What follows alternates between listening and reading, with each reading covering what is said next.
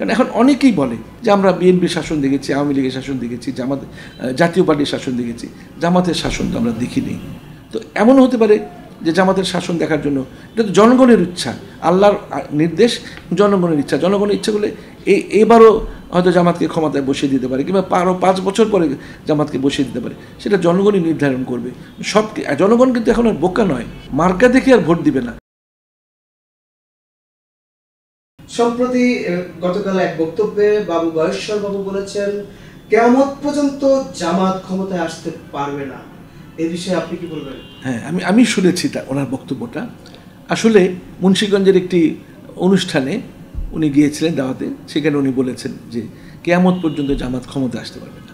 আসলে ক্ষমতায় আনার মালিক তো আল্লাহ। কাকে আল্লাহ ক্ষমতায় বসাবেন, কাকে ক্ষমতা কেড়ে নেবেন, সেটা একমাত্র আল্লাহই। কোরআনে পরিষ্কার বলা আছে, কুলিল্লাহুম্মা মালিকাল মুলকি তুতিল মুলকা মান তাশা। আমি যে কাউকে রাজা বানাতে পারি, যে কাউকে পথের ভিখারি বানাতে পারি, আমি ইচ্ছা করলে কাউকে সম্মানিত করতে পারি, আমি ইচ্ছা করলে অসম্মানিত করতে পারি, সবই আমার ইচ্ছা। তো আমরা আল্লাহ বিশ্বাস করি। তো আল্লাহ কাকে ক্ষমতায় বসাবেন এটা উনি তো গণক নন যে উনি বলে দিবেন যে কিয়ামত পর্যন্ত ওই যে জামাত ক্ষমতায় আসতে পারবে না। জামাতের আমি একটা এমন রেজিমেন্টের দল যেটা বিএনপিও না, আওয়ামী লীগও না, জাতীয় পার্টি না। আমির যদি বলেন যে সমুদ্রে ঝাঁপ দাও, সমুদ্রে ঝাঁপ দিবে। সুতরাং এদের ভোট কখনোই ওদিক সেদিক হবে না। টাকা দিয়ে ওদের থেকে ভোট কিনতে পারবেন আপনি। সুতরাং জামাতের ভোট ফিক্সড ভোট। এটা আপনি দেখুন, এই যে জামাত মহাসমাবেশটা করলো, আমি তো জামাতের রাজনীতি করি না, কিন্তু জামাত মহাসমাবেশ করলো, সেখানে কিন্তু অসংখ্য সাধারণ মানুষ যোগদান করেছিল। সাধারণত জামাতের মিটিংয়ে জামাতের কর্মী নেতারাই জড়ো হন, কিন্তু ওই দিন যে 19 তারিখের যে মহাসমাবেশটা করলো, জাতীয় সমাবেশ, ওরা মহাসমাবেশ বলে নেই, জাতীয় সমাবেশ বলেছে, সেদিন অসংখ্য সাধারণ মানুষ যোগদান করেছিল। তার প্রমাণ হচ্ছে জামাতের নেতাকর্মীরা কখন সিগারেট খায় না, কিন্তু অসংখ্য লোককে আমি দেখেছি যে তারা সিগারেট খান, দেখা গেছে তারা সিগারেট খান, অর্থাৎ সাধারণ মানুষ সেখানে গিয়েছিলেন। সুতরাং দিনকে দিন জামাতের জনপ্রিয়তা বেড়ে যাচ্ছে। কারণ এখন অনেকেই বলে যে আমরা বিএনপির শাসন দেখেছি, আওয়ামী লীগের শাসন দেখেছি, জাতীয় পার্টির শাসন দেখেছি, জামাতের শাসন তো আমরা দেখিনি। তো এমন হতে পারে যে জামাতের শাসন দেখার জন্য এটা তো জনগণের ইচ্ছা, আল্লাহর নির্দেশ, জনগণের ইচ্ছা। জনগণের ইচ্ছা করলে এবারও হয়তো জামাতকে ক্ষমতায় বসিয়ে দিতে পারে, কিংবা আরও 5 বছর পরে জামাতকে বসিয়ে দিতে পারে, সেটা জনগণই নির্ধারণ করবে।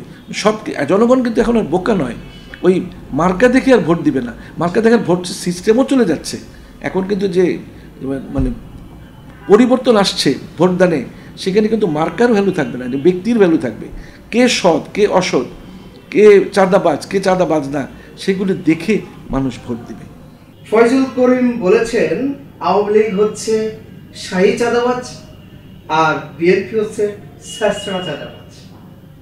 আসলে এইসব কথা বলা, আওয়ামী লীগের ব্যাপারে আমি বক্তব্য রাখতে পারি, কারণ আওয়ামী লীগের ফ্যাসিস্ট দল পালিয়ে গেছে। 1,30,000 নেতা কর্মী, আমলা, আওয়ামী লীগের আমলা, এরা সব পালিয়ে গেছে। সুতরাং আওয়ামী লীগ একটা ফ্যাসিস্ট দল, মানে কার্যক্রম নিষিদ্ধ হয়ে গেছে, ছাত্রলীগ নিষিদ্ধ হয়ে গেছে। তো তাদের ব্যাপারে কথা বলা যায়, কিন্তু বিএনপির ব্যাপারে এখন কথা বলা খুব রিস্কি হয়ে গেছে, ঝুঁকিপূর্ণ হয়ে গেছে, কখন আবার আক্রান্ত হয়ে যায় রাজপথে। সুতরাং আমি এই ব্যাপারে মন্তব্য করতে চাই না। জনগণ সামাজিক যোগাযোগ মাধ্যমে কিন্তু এখন একেবারে পৃথিবীটা ছোট হয়ে গেছে। জনগণই দেখছে যে কারা ছেঁচড়া চাঁদাবাজ আর কারা শাহী চাঁদাবাজ। তো জনগণই সেটা বিচার করবে। সম্প্রতি জুলাই এবং মুক্তিযুদ্ধ নিয়ে রাজনীতিবিদদের মধ্যে কাদা ছোড়াছুড়ি চলছে। আলী রিয়াজ ঐক্যমত কমিশনের সহসভাপতি বলেছেন সবকিছুর ঊর্ধ্বে আমাদের মুক্তিযুদ্ধ। আপনার মূল্যায়ন কি? ভালো বলেছেন আলী রিয়াজ সাহেব। আমি একজন মুক্তিযোদ্ধা হিসেবে তো অবশ্যই এই মুক্তিযুদ্ধকে ধারণ করি, 71-কে ধারণ করি। তো এই ব্যাপারে তো কোনো রকমের মানে সমঝোতা নাই। 71-এর স্থানে 71 রয়েছে। কিন্তু আওয়ামী লীগ গত মানে অনেকগুলো বছর যা করেছে, এই মুক্তিযুদ্ধের তথাকথিত মুক্তিযুদ্ধের চেতনা নিয়ে যে রাজনীতি করেছে, সেটা কিন্তু প্রত্যাখ্যাত হয়েছে। এই 5ই অগাস্টে হয়েছে, তাকে পালিয়ে যেতে হয়েছে। এই মুক্তিযুদ্ধের চেতনা বলে বলে বলে দেশটাকে একেবারে মানে দুভাগে ভাগ করে দেওয়া হয়েছিল। মুক্তিযুদ্ধের চেতনা বিরোধী শক্তি আর মুক্তিযুদ্ধের পক্ষের শক্তি। এভাবে দেশকে অগ্রগতির রাস্তাকে বন্ধ করে দেওয়া হয়েছিল। এটা কিন্তু মানে আস্তে আস্তে উঠে যাচ্ছে। কিন্তু যারা দ্বিতীয় মুক্তিযুদ্ধ অর্থাৎ জুলাই আগস্টের বিপ্লবকে ধারণ না করে, যারা অস্বীকার করে, তারা আমি বলি সবচেয়ে বড় গাদ্দার। যেই আয়নাঘর, যেই মানে গুম খুন মামলা, লক্ষ লক্ষ মামলা এগুলো দিয়ে ফ্যাসিস্টরা ছিল, এই জুলাই অগাস্ট বিপ্লব যদি না হতো তাহলে তো আপনারা আজ এখনো জেলে পৌঁছতেন। সে আয়না এই স্বাধীনতা, কথা বলার অধিকার ফিরে পেতাম না আমরা। আমি প্রায় বলতাম যে আমরা না খেয়ে থাকতে পারি একবেলা দুবেলা, কিন্তু কথা বলার তো অধিকার দিতে হবে। সেই কথা বলার অধিকার আমরা ফিরে পেয়েছি। ফেসবুকে স্ট্যাটাস দিতে পারছি। আগে ফেসবুকের সামান্য একটা স্ট্যাটাস দিলে একটা সাব ইন্সপেক্টরের লেভেলের একটা লোক এসে ধরে নিয়ে যেত এবং জামিন অযোগ্য অপরাধ হিসেবে সেটা গণ্য হতো। এখন তো সেটা নাই। তবে এত উদার হওয়া ঠিক হবে না ইউনূস স্যার, আপনার জন্য একটু কঠোর হতে হবে। এই স্বরাষ্ট্র উপদেষ্টাকে সরিয়ে কঠোর এবং কঠিন স্বরাষ্ট্র উপদেষ্টা দিতে হবে এবং ওই মন্ত্রণালয়ে 2 জন প্রতিমন্ত্রীকে রাখতে হবে। একজন এরা সবসময় মাঠে থাকবে, একজন প্রতিমন্ত্রী দেখবেন আইন শৃঙ্খলা, আরেকজন প্রতিমন্ত্রী এই স্বরাষ্ট্র মন্ত্রণালয়ের আন্ডারে কিন্তু অনেকগুলো মাদক থেকে শুরু করে অনেকগুলো ব্যাপার আছে, ফায়ার সার্ভিস আছে, বিজিপি আছে, সেগুলো ওনারা দেখবে, আরেকজন প্রতিমন্ত্রী থাকবে, আর সবার উপরে থাকবে একজন স্মার্ট স্বরাষ্ট্র উপদেষ্টা। কারণ আজকে যে ঘটনাগুলি ঘটছে, ওনার কথাবার্তার মধ্যে এমন মানে মানুষ হাসাহাসি করে, আমার নিজেরও খারাপ লাগে। এমন তো স্বরাষ্ট্র উপদেষ্টার বডি ল্যাঙ্গুয়েজ, তার মুভমেন্ট, তার সমস্ত কিছু তাকে এত স্মার্ট যে তার কথাতেই সেই ক্রিমিনালরা মানে ভয় পালিয়ে যাবে। এমন স্বরাষ্ট্র উপদেষ্টা আমাদের দরকার। সরকারি চাকরিতে জুলাই যোদ্ধাদের কোঠা থাকছে না, বিষয়টিকে কিভাবে দেখছেন? আমি খুবই আশ্চর্য হয়েছি আলী সাহেব যে মুক্তিযোদ্ধা বিষয়ক উপদেষ্টা এই কথা কিভাবে বলতে পারেন যে যারা জীবন দিল, যারা সেই 25,000 ছেলে বুলেট বিদ্ধ হয়ে এখনও হাসপাতালে কাতরাচ্ছে, যাদের এখনও স্ট্রেচারে ভর করে করে হাঁটতে হচ্ছে, এক পা নাই, একটা চোখ নাই, তাদেরকে আপনি চাকরি দিবেন না, তাদেরকে আপনি পুনর্বাসিত করবেন না, এটা কেমন কথা? যাদের জন্য আমরা আজকে এই স্বাধীনতা ভোগ করছি।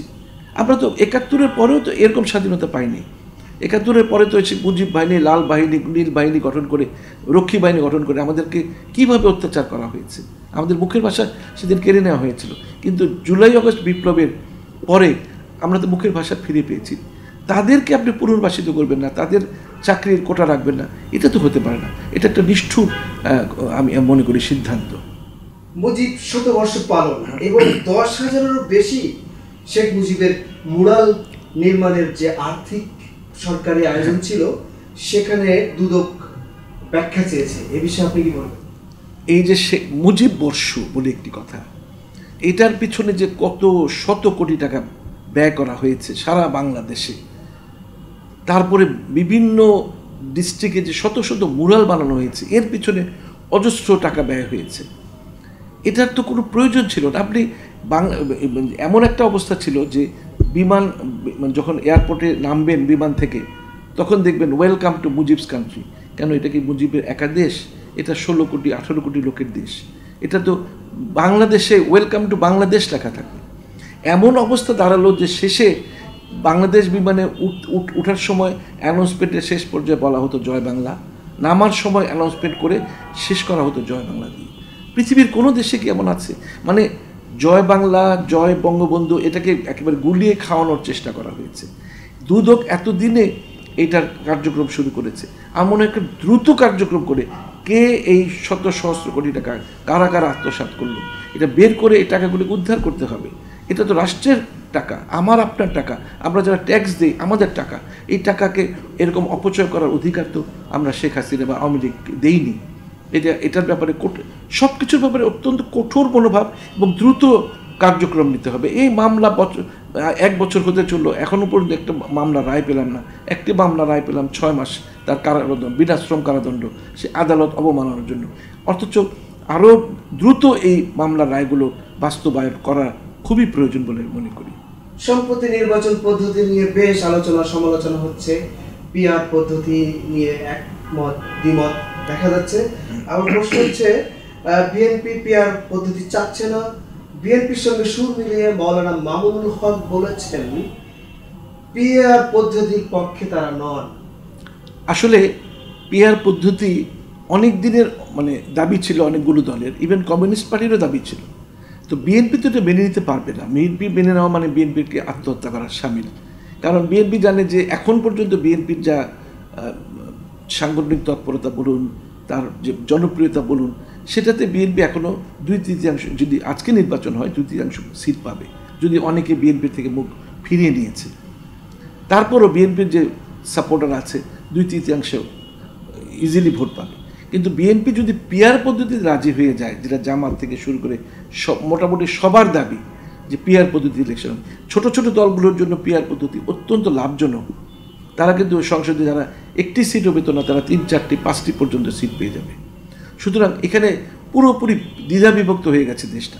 এক বিএনপি চাচ্ছে যে পিআর পদ্ধতি না, আর অন্যান্য জামাত ইসলাম থেকে শুরু করে হাত পাখা থেকে শুরু করে এনসিপি সবার পিআর পদ্ধতি চাচ্ছে এখন। এবং আমি জানি না ইউনূস স্যার এটা এই ব্যাপারে কী সিদ্ধান্ত নেবেন। এটা এটা এটা অনেক গোলমেলে ব্যাপার হয়ে যাবে। এটা আসলে এটার সমাধান না হওয়া পর্যন্ত নির্বাচন তো দেওয়া যাবে না। আর নির্বাচনের তো ফিল্ডই তৈরি হয়নি, পুলিশ নেই, প্রশাসন নেই। প্রশাসনের মধ্যে এখনও অনেক মুজিববাদী ঢুকে আছে, পুলিশের মধ্যে এখন অনেক মুজিববাদী ঢুকে আছে। আমরা গোপালগঞ্জে কি দেখলাম, পুলিশ রণে ভঙ্গ দিয়ে পালিয়ে আসলো। অর্থাৎ এবং গোপালগঞ্জের প্রশাসনে অনেক মুজিববাদী রয়েছে। এই প্রশাসন, এই সেট আপ দিয়ে তো সেই আগেকার দিনের নির্বাচন দিয়ে কোনো লাভ নেই। মানে একটা অর্থবহ নির্বাচন দিতে হবে। নির্বাচন তো আমিও চাই, সবাই চায়, কিন্তু নির্বাচনটা হতে হবে অর্থবহ, লেভেল প্লেইং ফিল্ড থাকতে হবে এবং একটা সুদক্ষ সুদৃঢ় প্রশাসন, পুলিশ বাহিনী, আনসার বাহিনী থাকতে হবে যারা নির্বাচন করেন।